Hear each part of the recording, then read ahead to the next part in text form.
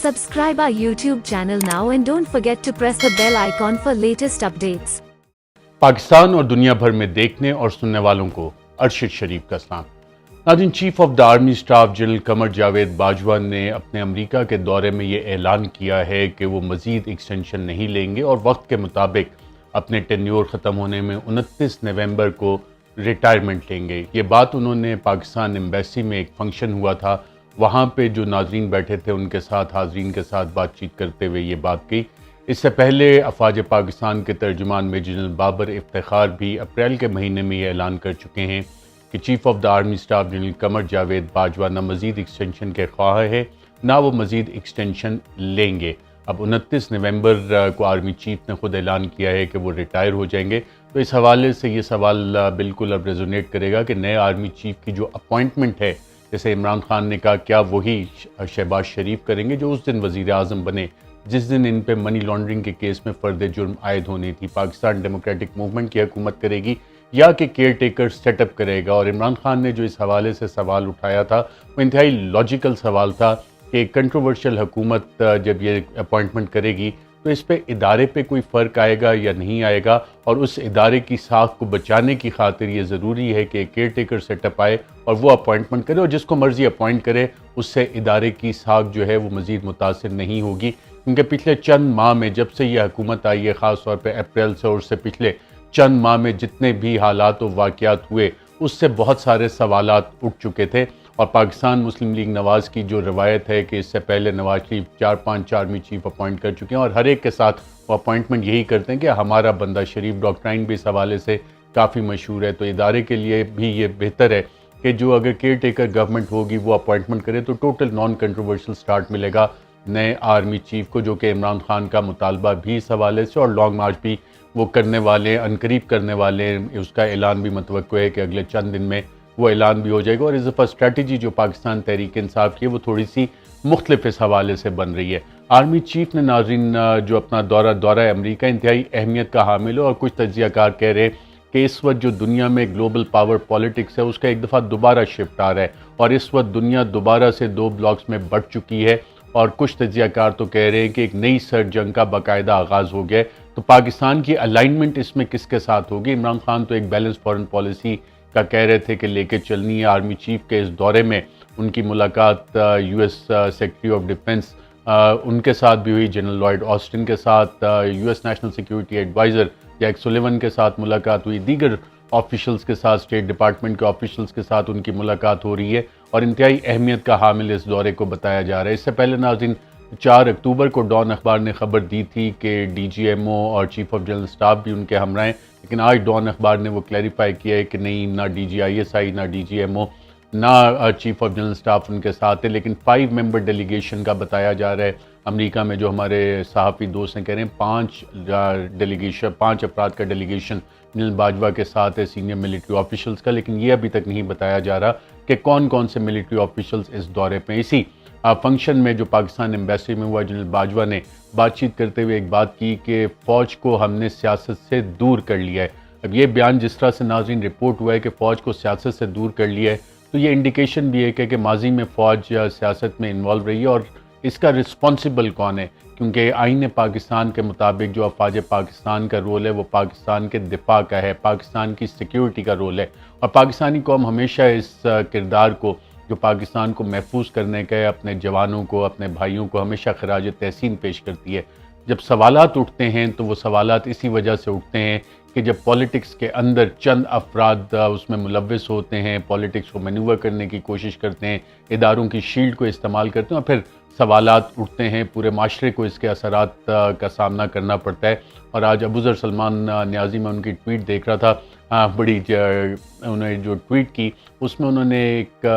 سیٹائریکلی سوال اٹھایا کہ پھر ماضی میں مارشل لاء کون لگاتا رہا؟ کیا وہ سیکرٹری ہیلتھ مارشل لاء لگاتے رہے؟ اور پھر اصغر خان کیس کا انہوں نے حوالہ دیا کہ آئی جی آئی کو پیسے کون دیتا رہا؟ کیا ریسکیو 11122 پیسے دیتی رہی؟ یہ Asghar Khan case supreme court of Pakistan میں چلا تھا، اور اس میں باقاعدہ کردار آیا تھا کہ کس طرح سے انٹیلیجنس ایجنسیز اور خاص طور پہ ملٹری انٹیلیجنس ایجنسیز سیاست میں ملوث نہیں۔ اور اسی میں سلمان نیازی نے اپنی ٹویٹ میں باقاعدہ یہ کہا کہ بیانات دینے سے نہیں ہوتا، عمل کرنے سے چیزیں آگے چلتی ہیں اور بہتری اسی حوالے سے آتی ہے، اور تمام سیاسی جماعتیں بھی اس بات پہ متفق ہیں کہ فوج کا سیاست میں کردار نہیں ہونا چاہیے۔ مریم نواز بھی ناظرین آج لندن کے لیے روانہ ہو گئی ہیں براستہ قطر، دوحہ قطر کے، اور میاں نواز شریف بھی وہاں پہ۔ تو اب سوال یہ ہے کہ کیا یہ فیصلہ میاں نواز شریف کریں گے، کیونکہ جتنی بھی آڈیو لیکس اس حکومت کی ابھی تک سامنے آئی ہیں اس سے تو یہی بڑا واضح ہو رہا ہے کہ فیصلے لندن میں ہو رہے ہیں، میاں نواز شریف یہ فیصلے کر رہے ہیں۔ تو کیا آرمی چیف کی اپوائنٹمنٹ کا فیصلہ بھی ایک ایسی شخصیت کریں گے جن کی ابھی تک کنوکشن اوورٹرن نہیں ہوئی ہے؟ اور مریم نواز نے پریس کانفرنس میں کہا اس کا راستہ بھی تیار ہے، it's only a matter of time, کہ جب اپلیکیشن موو کریں گے تو میاں نواز شریف، جن کو کہ سپریم کورٹ آف پاکستان نے کہا کہ یہ صادق اور امین نہیں ہے، گاڈ فادر، سسلین مافیا کے الفاظ بھی استعمال ہوئے ججمنٹ میں، ہیئرنگز کے دوران، اور اس کے بعد پورا ایک جے آئی ٹی کا پروسیس چلا، اکاؤنٹیبلٹی کورٹ کی کنوکشن ہوئی، اور پچھلے 6 ماہ میں جس کو عمران خان کہتے ہیں NRO 2، اس کے تحت نیب قوانین بھی ترمیم کیے گئے، اور نیب قوانین میں جو ترمیم کی گئی اس سے باقاعدہ ایک بینیفٹ دیا گیا نہ صرف شریف خاندان کو بلکہ دیگر جتنے لوگوں کے اوپر اس حوالے سے مقدمات قائم تھے، کرپشن کے مقدمات قائم تھے۔ اور عمران خان کی ایک پٹیشن اس وقت سپریم کورٹ آف پاکستان میں لگی ہوئی ہے جس میں انہوں نے نیب قوانین میں ان امینڈمنٹس کو چیلنج کیا ہے، اور اس حوالے سے honourable chief justice supreme court of Pakistan کے عمر عطا بندیال اس کیس کو ٹیک اپ کریں گے، اور ڈے ٹو ڈے ہیئرنگ کا بھی انہوں نے عندیہ دیا ہے۔ اب آرمی چیف نے ناظرین جو بیان اس حوالے سے دیا ہے کہ وہ ریٹائر ہو رہے ہیں، تو یہ سوال بھی یقیناً آئے گا کہ اگلا آرمی چیف کون ہوگا۔ اس حوالے سے سینیورٹی لسٹ جو ہے، اور جو پروفائلز میں اپنے ایک پچھلے ولاگ میں ساری چیزیں بتا چکا ہوں، تو اگر آپ دیکھنا چاہیں تو اس میں بھی تفصیلات دیکھ سکتے ہیں۔ اس وقت جو ٹاپ پہ ہیں وہ جنرل عاصم منیر ہیں۔ جنرل عاصم منیر اس سے پہلے DG ISI بھی رہ چکے ہیں، کور کمانڈر گجرانوالا بھی رہ چکے ہیں، اور اس وقت کوارٹر ماسٹر جنرل ہیں۔ سورڈ آف آنر بھی ہے ان کو ملی تھی، اور کافی سورڈ آف آنر انہی لوگوں کو ملتی ہے، انہی کیڈٹس کو ملتی ہے جو کہ ایکسیپشنل کوالٹیز ہوں، ان کی لیڈرشپ کی کوالٹیز ہوں، اور جنرل عاصم منیر نے اپنے کیریئر میں یہ ثابت بھی کیا ہے۔ حافظ قرآن بھی ہیں، انتہائی قابل افسر ہیں اور انتہائی شریف انسان ہیں، شریف النصف انسان ہیں۔ بطور DG MI بھی جو انہوں نے کام کیے پاکستان کو محفوظ کرنے کے لیے، دہشت گردی کے خلاف جو پاکستان کی کارروائیاں ہیں اس حوالے سے جو انٹیلیجنس سیٹ اپ تھا اس کی کافی زیادہ کنٹریبیوشن، اور خاص طور پہ جو ایکسٹرنل اینیمیز ہیں پاکستان کے، جو ملٹری انٹیلیجنس جب بطور DG MI یہ کام کر رہے تھے تو کافی ساری چیزوں نے انہوں نے انرتھ بھی کی تھی۔ اس کے بعد ناظرین نمبر آتا ہے جنرل اظہر عباس کا، جو اس وقت چیف آف جنرل سٹاف ہے۔ انتہائی اہم پوزیشن ہے چیف آف جنرل سٹاف کی، جس میں ملٹری انٹیلیجنس بھی ان کو رپورٹ کرتی ہے، ISPR بھی ان کو رپورٹ کرتا ہے، اور اس سے پہلے کور کمانڈر پنڈی بھی رہ چکے ہیں، اور پاکستان بھارت کے خاص طور پہ جو تعلقات ہیں اس حوالے سے کافی گرفت ہے ان کی معاملات پہ، اور جنرل راحیل شریف کے پرائیویٹ سیکرٹری کے طور پہ بھی انہوں نے کام کیا ہوا ہے۔ جنرل اظہر عباس کے بعد ناظرین، بلکہ ان سے پہلے نمبر آتا ہے سینیورٹی لسٹ میں، کیونکہ ایک ہی بیچ کے لیفٹیننٹ جنرل ساحر شمشاد کا، لیفٹیننٹ جنرل ساحر شمشاد کا ایک بہت السٹریس کیریئر ہے، اس وقت بطور کور کمانڈر راولپنڈی اپنی خدمات انجام دے رہے ہیں، اور اس سے پہلے چیف آف جنرل سٹاف بھی رہ چکے ہیں، ڈائریکٹر جنرل ملٹری آپریشنز بھی رہ چکے ہیں، سندھ ریجیمنٹ سے ان کا تعلق ہے، اور افواج پاکستان ان کو انتہائی قدر کی نگاہ سے دیکھتی ہے، اور اکثر لوگ کہتے ہیں کہ یا تو یہ چیف آف آرمی سٹاف بنیں گے یا chief of chairman joint chief of staff بنیں گے، اور جو بھی ان کا کیریئر ہے اس حوالے سے جو ود ان دا رینکس ہے یہ والی چیز جتنے بھی ان کے کولیگز وغیرہ ہیں وہ یہی بات ان کے حوالے سے بتاتے ہیں۔ جو اس کے بعد ناظرین جنرل اظہر عباس کا میں آپ کو بتا چکا، اس کے بعد نام آتا ہے لیفٹیننٹ جنرل فیض حمید کا۔ لیفٹیننٹ جنرل فیض حمید اس وقت کور کمانڈر بہاولپور ہے، اس سے پہلے کور کمانڈر پشاور رہے ہیں، اس سے پہلے بطور director general inter services intelligence رہے، ایڈجوٹنٹ جنرل بھی رہ چکے ہیں پاکستان آرمی کے، اور DGC بھی رہ چکے ہیں ISI میں۔ اور جنرل فیض حمید کے بارے میں کہا جاتا ہے کہ بالکل ہینڈز آن ہے، اور کوئی بھی کام اگر کسی اور سے نہ ہو رہا ہو تو جنرل فیض حمید اپنی پرسنل انٹرونشن سے اور اپنے ایکسپیرینس سے خود انٹروین کر کے وہ والے معاملات حل کرواتے ہیں۔ ان کے بعد ناظرین نام آتا ہے لیفٹیننٹ جنرل محمد عامر کا۔ لیفٹیننٹ جنرل محمد عامر اس وقت کور کمانڈر گجرانوالا ہیں، اس سے پہلے ان کی جو تعیناتی رہی انتہائی اہم پوزیشنز پہ تعینات رہے، ملٹری سیکرٹری بھی رہے ہیں سابق صدر آصف زرداری کے، اور بلکہ ان سے پہلے نام آتا ہے لیفٹیننٹ جنرل نعمان محمود کا۔ لیفٹیننٹ جنرل نعمان محمود اس وقت پریزیڈنٹ نیشنل ڈیفنس یونیورسٹی ہیں، کور کمانڈر پشاور بھی رہ چکے ہیں، اور ڈی جی انالیسز ISI میں بھی سرو کر چکے ہیں. اتنا زیادہ ان کا میڈیا میں ذکر نہیں آتا رہا اور اپنے آپ کو انہوں نے تھرو آؤٹ نان کنٹروورشل رکھنے کی کوشش کی ہے, زیادہ لائم لائٹ میں بھی نہیں آتے. تو یہ تو ناظرین لائن اپ ہے کہ ان میں سے کون نیا آرمی چیف بنے گا. خواجہ آصف اس حوالے سے کہہ چکے ہیں کہ نون لیگ میں اس وقت سوچ یہ ہے کہ جو ٹاپ پوزیشنز ہیں میرٹ پہ سینیورٹی اس حوالے سے ہی تعیناتی کر دی جائے.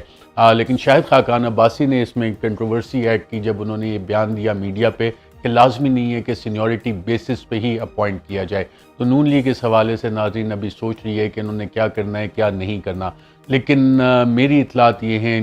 جو چند اہم ذرائع سے میری بات چیت ہوئی کہ انسٹیٹیوشن میں یہ فیصلہ ہو چکا ہے, جو ریکمنڈیشن ہے اور جو نئے آرمی چیف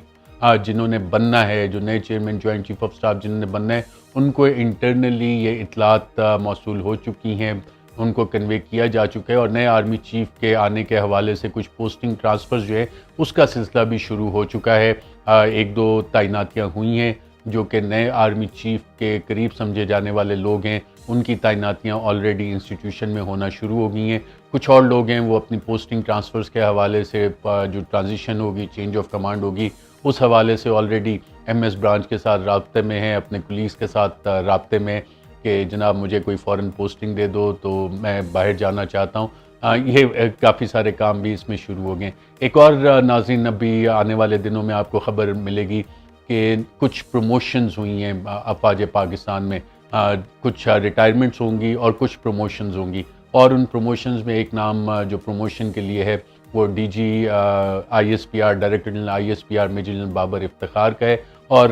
ISPR میں امید یہی کی جا رہی ہے, جو ISPR سے ہمیں اطلاعات آ رہی ہیں کہ میجر جنرل بابر افتخار کی پروموشن ہو جائے گی, لیفٹیننٹ جنرل بن جائیں گے. اور ISPR کے اندر بھی ایک دو تبدیلیاں ایسی شخصیات کی ہوں گی جو کہ کافی کنٹروورشل ہو چکے ہیں اور اس حوالے سے ان کے بارے میں ملٹری سیکرٹری برانچ میں بھی رپورٹ جا چکی ہیں. ISPR نے خود بھی اس حوالے سے chief of the army staff کو کچھ انفارمیشن دی ہے. ناظرین مریم نواز لندن پہنچ چکی ہیں. سابق صدر آصف زرداری کی صحت انتہائی ناساز ہے, ڈاکٹرز ان کے علاج کے لیے آ چکے ہیں اور اگلے چند ہفتے پاکستان کی سیاست کے لیے انتہائی اہم ہیں. اور اس میں اس وقت عمران خان کون سی موو کرتے ہیں, کیا موو کرتے ہیں, تمام نظریں بنی گالہ پہ ہیں, عمران خان پہ ہیں کہ جو انہوں نے مارچ کا ایک لانگ مارچ کا اعلان کیا کیا وہ حتمی ہوگا اور اس 29